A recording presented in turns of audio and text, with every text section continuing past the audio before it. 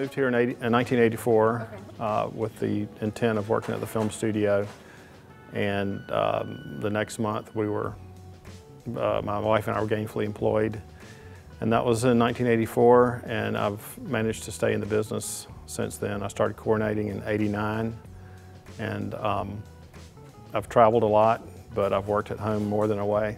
Okay.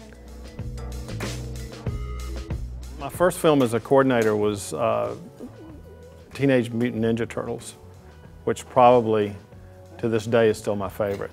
I was able to meet Jim Henson before he passed away. Oh, cool. John Sampson came from Los Angeles with the production company, and he vetted the local crew for local foremen, and he approached me about working on it. At the time I was working on The Conjuring, which I think is going to come out in June. So it was about middle of April before I started on Iron Man. So essentially me and my entire crew finished Conjuring one day and started Iron Man the next day.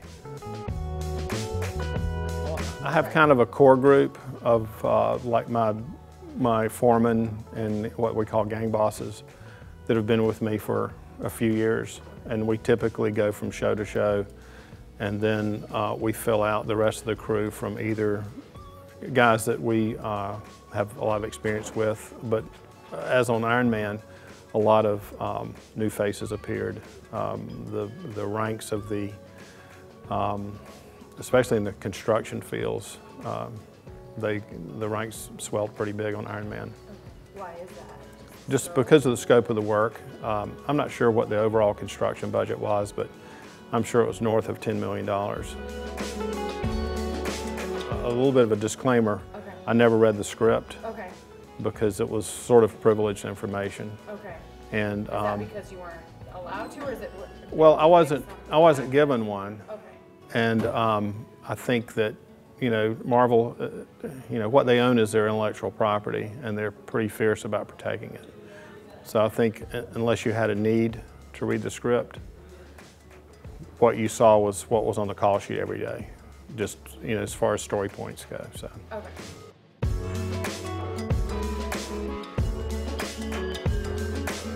We started at Gypsum, and then as we were continually building sets there, then we prefabbed a lot of the stuff at Rose Hill, and then broke a crew off and sent them up to Rose Hill. Okay. We probably had 20 guys or 25 guys up there. Essentially, we made that our little town where several scenes were filmed. We changed out a lot of the building fronts. We added signage. We painted a lot of the buildings, added roofs here, took roofs away. We built some full interiors in a couple of the empty spaces. So it was a major makeover for the town. And then obviously when we got finished, we took it all away.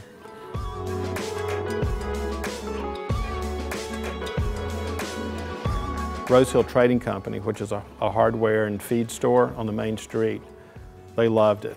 I mean, we bought so much stuff from a guy named Wally Short up there because we all had needs, and he had the stuff to fulfill our needs. So that worked out really good. But as far as the other vendors on the street and the population in general, I think they welcomed us there.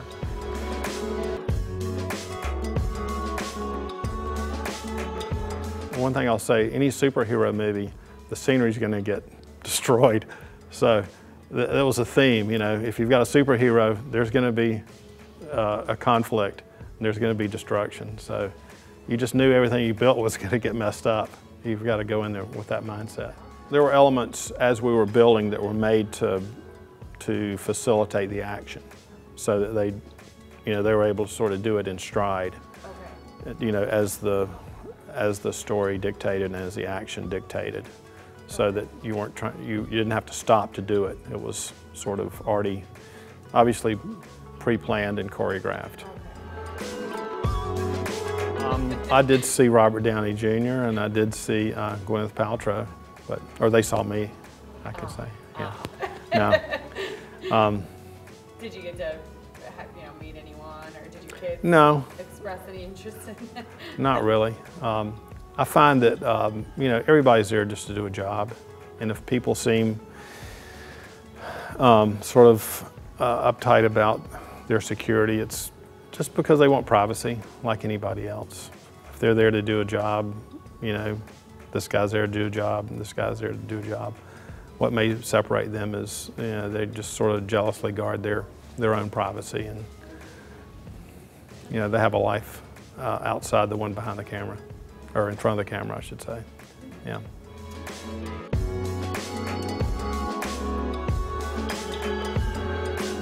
Well, it's usually timing. It's when if you're coming off of a show, or if you've been off of a show and are looking for work. It's, in my book, it's always been, you take the first one it's the bird in the hand, in other words. If you get a job offer and they're ready to go, that's the one you take. You can't worry about the one next week or the one the week after that, because you've got a job, and you know, your job is to do the best you can with what you have for that show.